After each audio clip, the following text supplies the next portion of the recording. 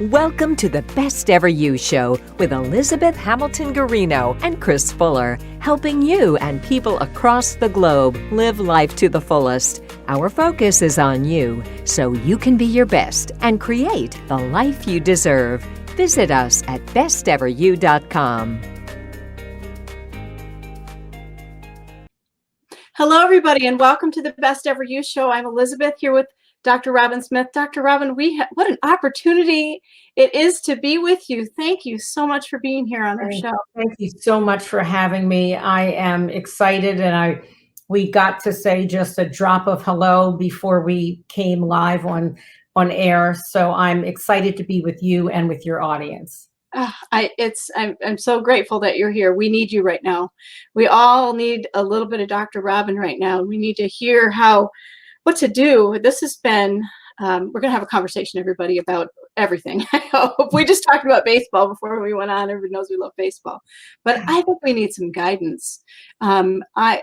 We've been in our houses and maybe out about a little for a year and a half or so. That's a long time. And I know I've had anxiety, I've had stress, I've had stumbles, I've had weight gain that I just took some weight off, everything. Help. Yes. Yeah. I not only do I hear you and hold your heart, but I share as well that it has been a brutal time for everyone. I've been doing a lot of interviews and talking to people about what do we do now. And part of knowing, where we go from here is honoring where we've been. As you said, a year and a half. What does that mean? That we didn't choose to go within. We were forced to go within, and forced in a terrifying way. People were getting sick and dying.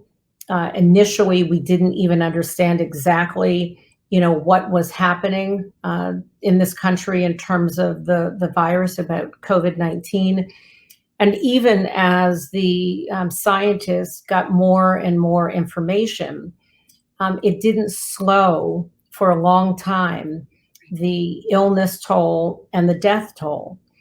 And so we can't, if we're being honest, any of us, I don't care who we are and what we have or don't have, what side of the tracks we come from, or if there are tracks at all. Right. No one has endured this without being touched and hurt. And so I think a piece of how we take this next breath and step is to honor that we aren't weak, we aren't sick, we aren't, faithless if things didn't, go well, or if we fell off the wagon, or if we, picked up some pounds, and not just physical weight, but emotional weight and spiritual weight. I mean, there's so much that we started carrying. I mean, mothers in particular and women who were working in and out of the home ended up really doing double and triple duty. Some women, and the research and the articles are showing that many women left their careers because they simply could not juggle what it meant to homeschool and one or two or four children and manage a career and take care of, elderly parents. And so they left the job market, or they stayed in the job market and found themselves depressed and anxious and finding ways, whether it's food or alcohol or, overindulging or underindulging. I mean, there are ways in which self-neglect also showed up in a big way for many people, but particularly for women. And so, I would just start off by saying that gentleness and tenderness is the place to begin toward the self.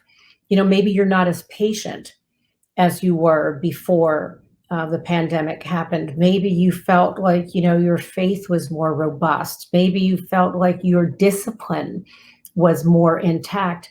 I guess so, because a pandemic, I mean, not a little illness, not a flu that didn't want to let you go, but a pandemic that impacted this nation and the entire world. Yeah, it's amazing. I don't know what I'm thinking about when you said, women, and I'm thinking about kids and all of, that stuck with me when you were talking, and I'm like, I can't picture. We had adult kids that had to come home from college, go get them and bring them back. Like baseball was being played in North Carolina. The next they arrived back in New Haven and come get me, kind of thing, that kind of thing. I don't know how people did that with little kids. Like Right. to me, it's like an opportunity in a way, like, oh, this is fun, mom time, kid time, kind of stuff. but not right. And mom because, time and kid time. but If it's we were choosing it, and if it were for a week or two or maybe a month. like, something like that. But this has been for some people. Like my frame of reference is, what's in front of me with children in college, a year and a half online, a year and a half at home online, graduations not happening, just a variety of things. There's been so many things to like digest and so forth. It's been tricky.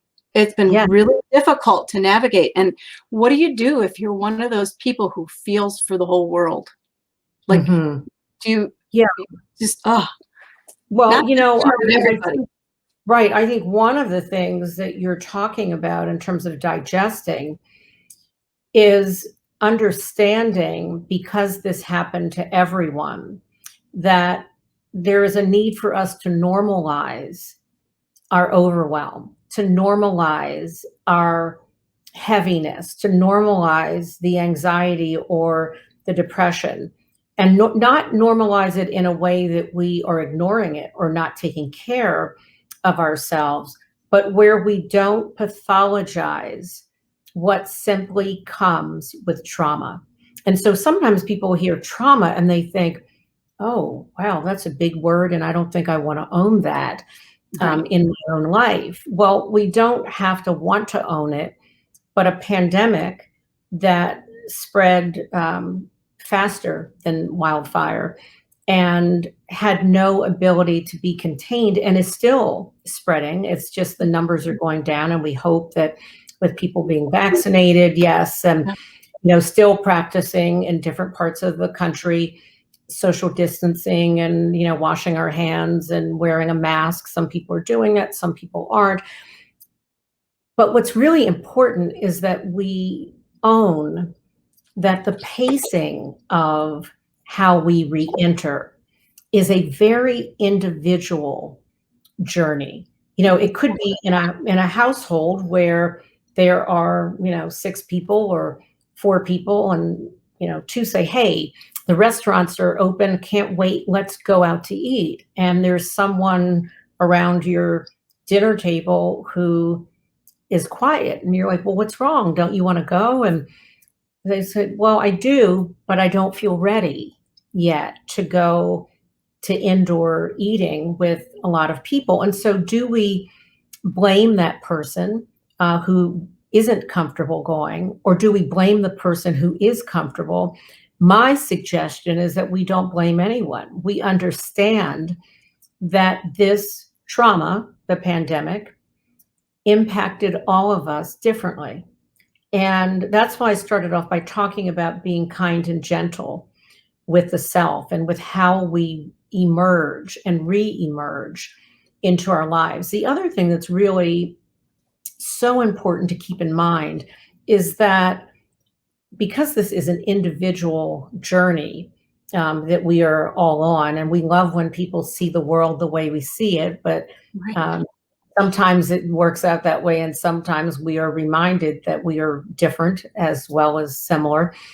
But something that's really critical to pay attention to as we re-enter and we are being kind and gentle with ourselves and offering that to other people is this issue of wanting to go back to what was. Oh, yeah. And I really want to share both my understanding of that, like how life was when you just could say to your family, let's go out, or let's go on vacation, or let's go to the mall. I mean, whatever it is, let's just do anything. And one could figure it out, or let's get on the bus or the subway, and now it's like, oh, the subway, and the subway in New York. And so New York's going to open up. I'm in Philadelphia, but New York City is only 90 miles away. And so what does that mean for a city that I also love and work in? But it's changed. And so that longing to pull back from the past and make it the present will be a problem for us. So I want to welcome all of us as we're here in this moment talking and thinking things through, that we make room for the new. Yeah, I'm writing, sorry. Yeah, no. Yeah, that we make room for the new. And it doesn't mean it'll be like that we don't have to forget about that friendship where we had lunch once a week. But if we make room for the new, because none of us are the same, when we haven't had a pandemic. So this isn't something, where there was a big blip for a family in the neighborhood. This was a big, humongous, brutal reality for everyone. And so if I think I'm going to return, and I do a lot of work with corporations and companies, Fortune 1 and Fortune 500 companies, they're asking me, Dr. Robin, how do we support our staff? How do we support our employees? What are the things that we can do? And some of it is what I've said here, to normalize it from the top down. You can't have parents or a CEO who are unwilling to own their own vulnerabilities and then want their children or employees to do that. So we've got to lead by example. The other part is it's really important to recognize that as we return or re-enter our lives, and other people are re-entering, maybe somebody has their arms wide open for you, but we haven't been touching except for in our little pods. And so maybe that person who you have your arms wide open for is not ready for that connection. And so can we make room for the ways in which we have changed? Everybody's altered. Yes. That's such a good point, to make room for the new. I will put that out on Best Ever You and talk about what you've said here for sure with this. I have a question for you, if you don't mind. I know you. Thank you again for being here, because we're learning. What do you? A lot of people, probably vulnerable, me included. Part of me, we've been here. We've been sort of reacting, almost like powering through things, and sort of, and that, to keep going and go to school and try and play baseball. We've had pockets of success in places where we've powered through and gotten what we needed to get done. What if that's leaving you feeling like you're feeling things really hard right now? Like some people felt really heavy in the beginning. What if you're feeling that right now? Yeah. And I love that question. Thank you for asking it, because there are those who powered through, as you said, who did what they needed to do, kind of executed their missions to the best of their ability, and now have been hit with the large kind of gut punch of what they survived. This is not uncommon in trauma, that people do what they have to do. I mean, they run away from, a school shooting. I'm just trying to save their lives. And then they function really efficiently as long as they need to. And then when things get quieter, it begins to sink in. Oh my gosh, what I had to do. Yeah. What I just had to do to make it. what I had to do to keep playing baseball, what I had to do to nurture my children and my family, what I had to do to keep this show going, what I had to do. And so what I would say about that is that is also normal and really healthy. And I would want you and me and everyone to understand that when we catch our breath, sometimes it can feel like our breath now has been taken away. And it's not, we're not regressing. It's just a delayed reaction to doing what was needed to survive. And I think the reason I also love your question, and I think it's so important, is because I do believe we're going to see more and more of that kind of reaction. It's really there's a psychological term in terms of, delayed grief. It's a delayed grief reaction of complex grief. Yep. Yeah. And there's a wonderful woman, Dr. Pauline Boss, Boss, who writes about ambiguous loss. And ambiguous loss she didn't coin it for this purpose, but it certainly fits because, when there is God forbid, a kidnapping and a child is not found, it's ambiguous because you're assuming as years go by that your child is possibly not alive, but there is no body. And so you will hear parents say, as horrible as it is, I just wish I had my loved one's body. There would be closure in some way. So it's ambiguous. Like I have to grieve without some of the rituals, which people did have to do with all of the COVID deaths as well. And even not COVID, just deaths that happened or graduations. Again, joyful moments that people got their diplomas, but they got them in the mail. That was our experience. Yeah, it's like, right. They had been waiting. I mean, this was the plan. And all of a sudden, like what a letdown and a very confusing moment to know, how do I celebrate or mourn?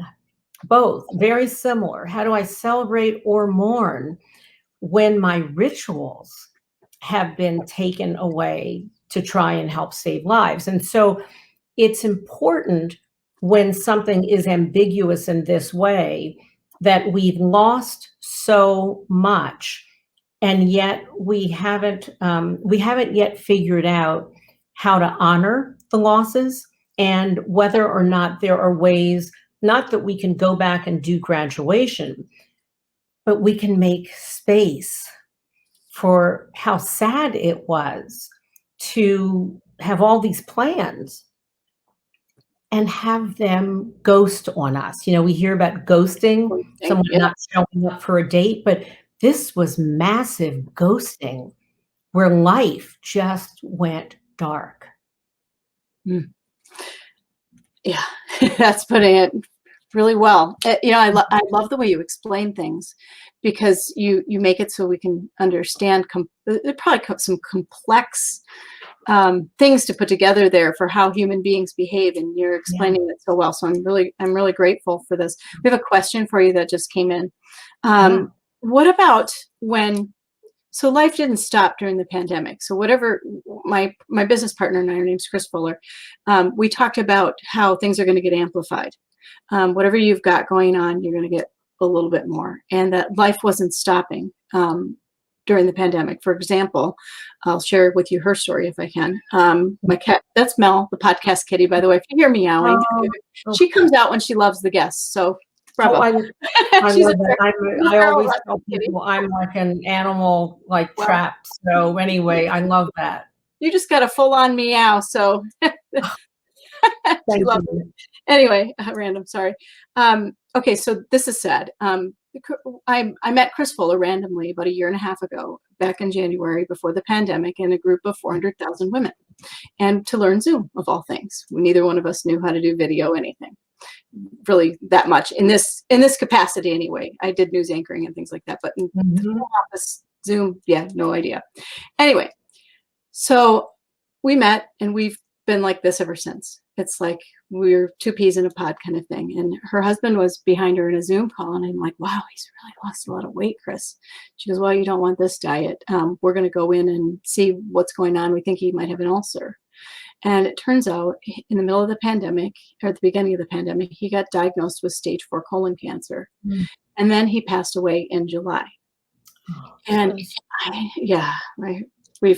we talk all the time about it on Best Ever You and everything, and written journals during the time that her husband was sick, and we did a lot of different things. But it still doesn't take away the fact from people that life happened while the pandemic happened, and it's layers and layers upon things. Can you talk about grief and that? Because that's really super hard to navigate. I know it firsthand from seeing her navigate so brilliantly through it. No. Right, a lot of pride.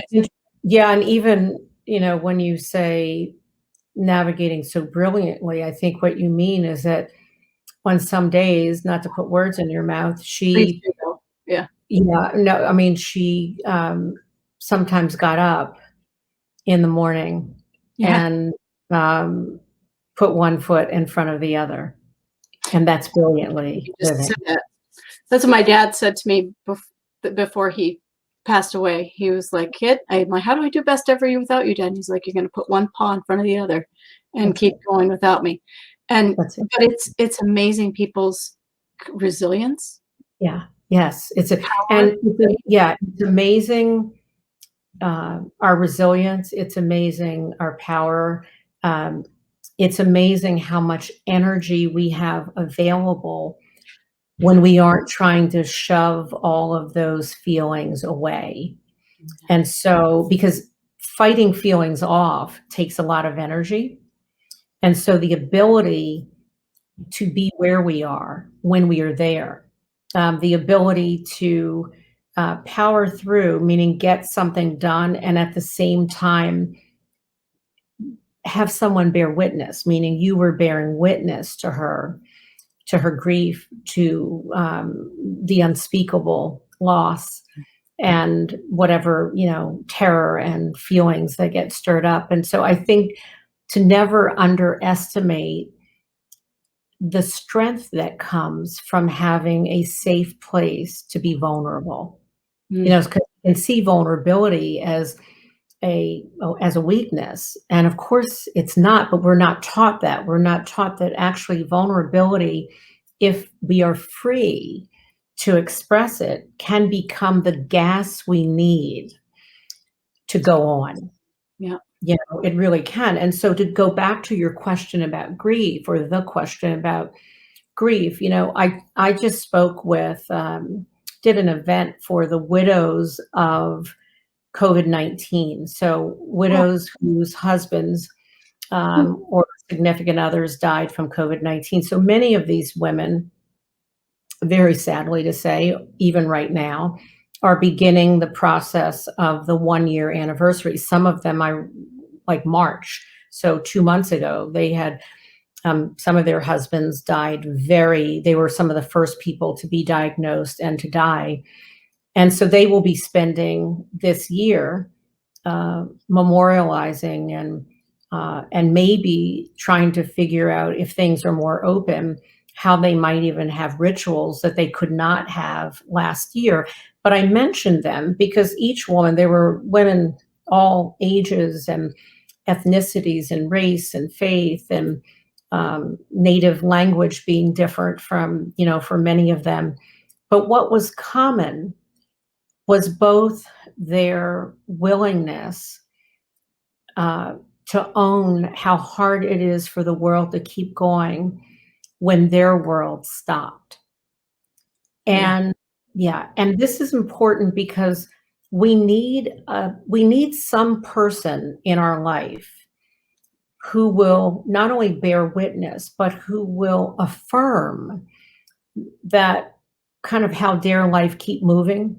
And yet it does do that. And there's a part of it that maybe is good that it keeps moving, so that one day we can re-enter it where we are, not where we were, but where we are. But in the moment, we need people who will follow our lead.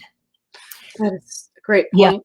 And Yeah. so following the lead, when you talk about grief, one of the things I said to these women, there's no roadmap. I mean, I've read and written and know the research, and there are many, steps and stages, and some of them have value.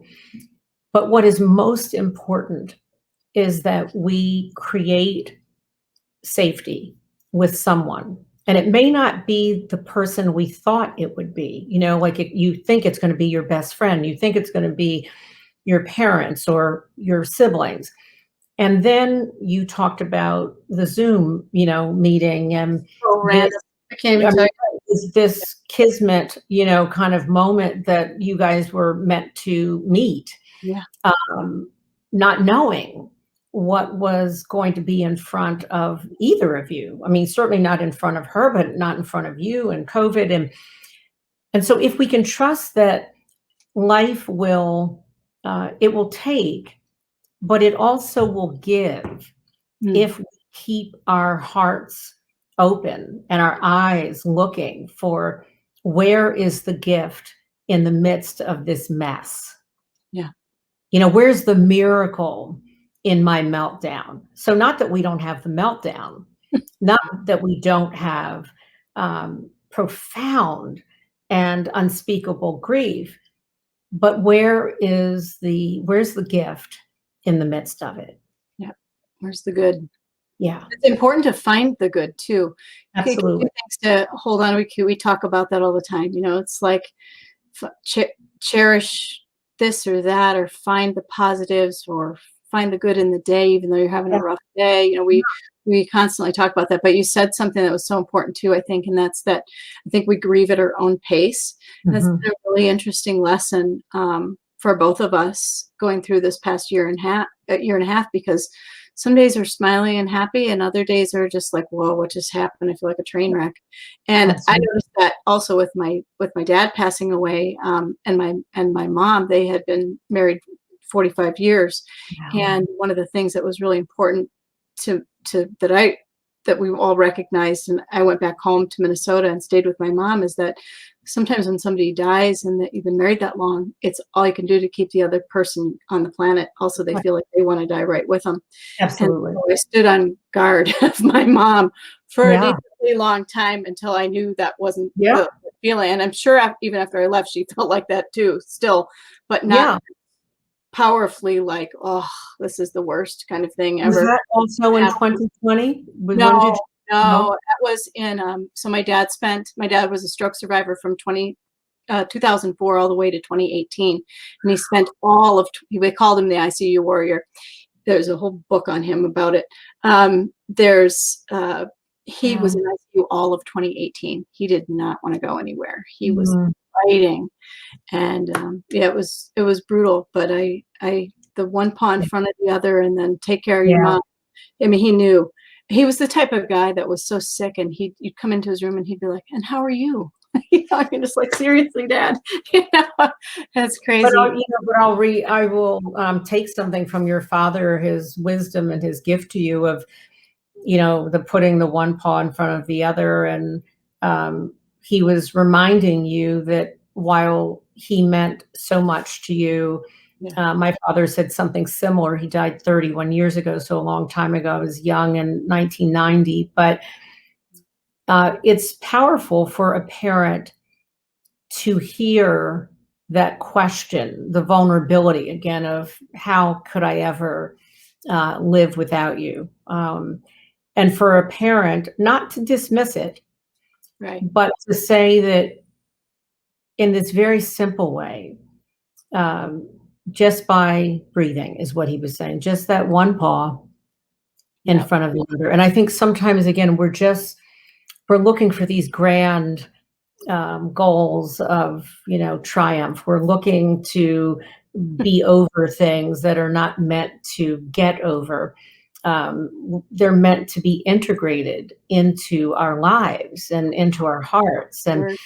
so it's a very different thing than getting over something. I was interviewed by That's Anderson Cooper, and Anderson, not sharing anything that people don't know, his brother died by suicide when he was very young, and his mother was Gloria Vanderbilt. And so I did a show for Anderson when he had a daytime show about suicide, and not just about suicide, but about deep losses, really deep, deep losses. And one of the things that I said to him, but to his TV audience, was this word closure is such a, it's kind of such a farce.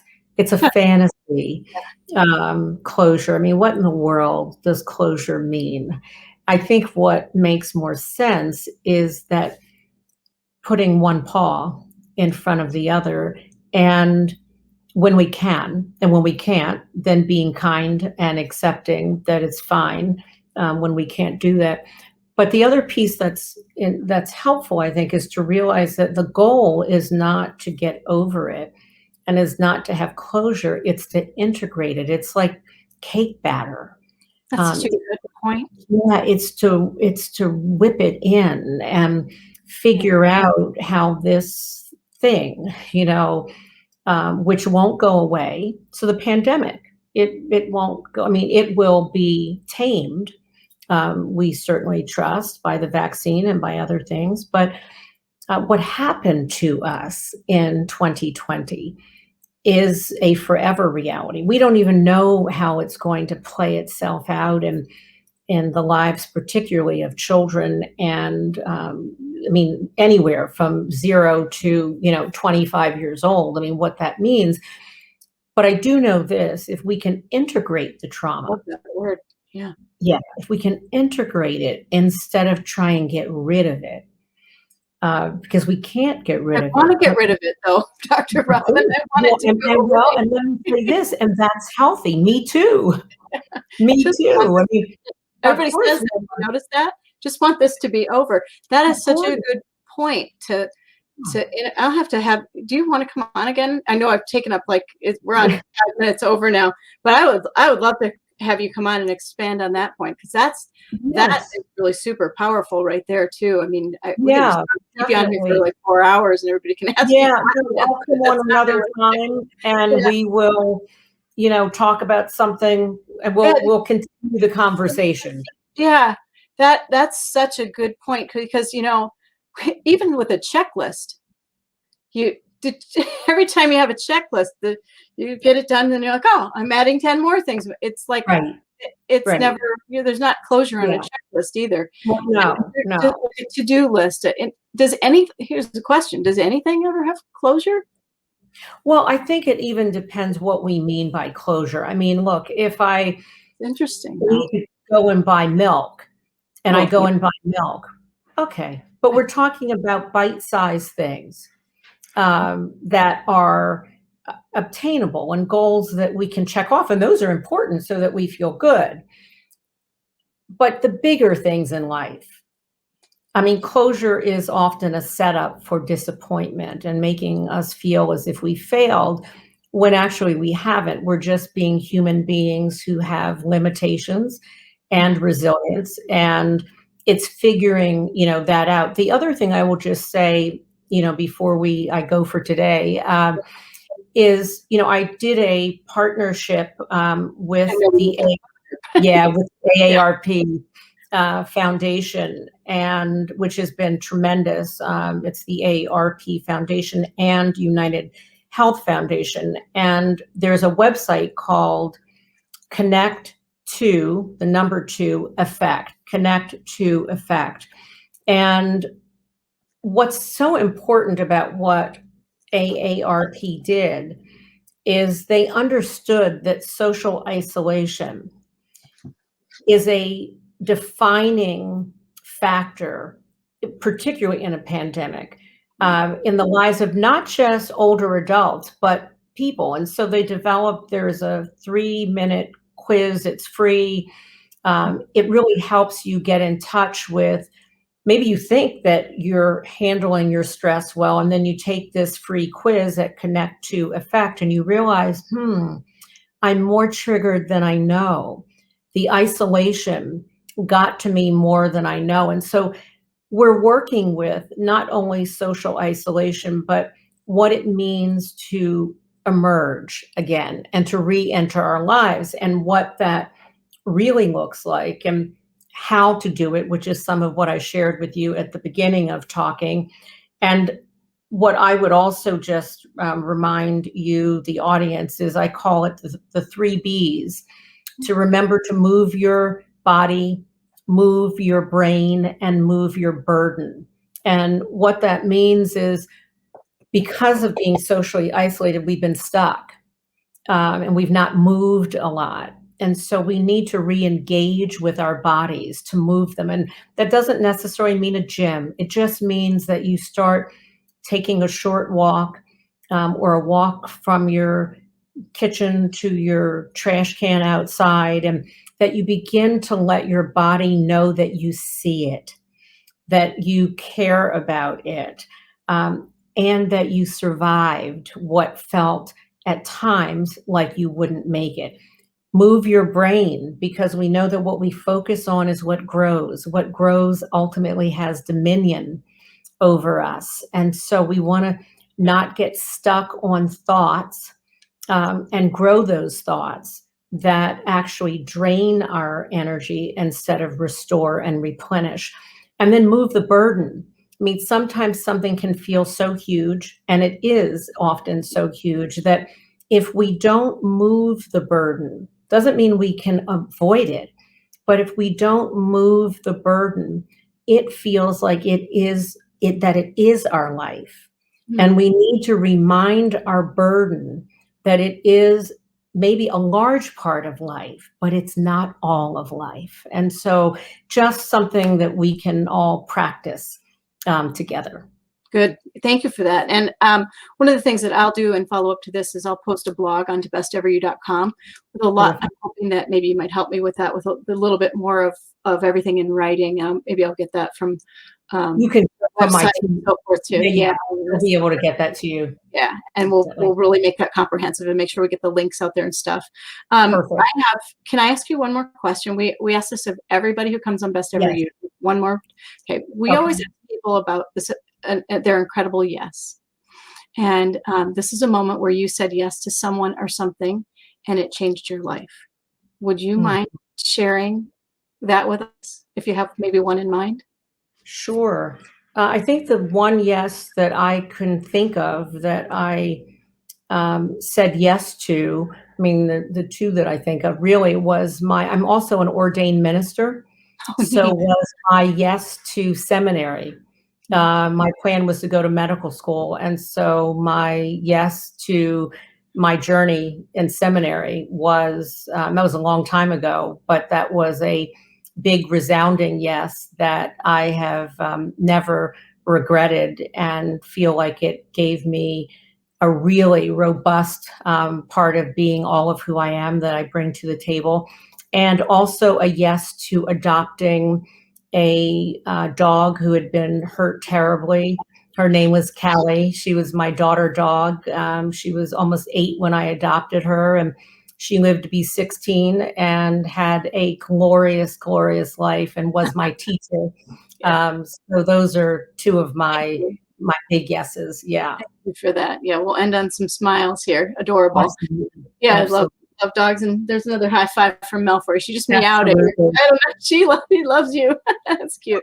All right, Dr. Robin, thank you so much for Thank being you here so with us. much for having me. And I will see you and your tribe another time.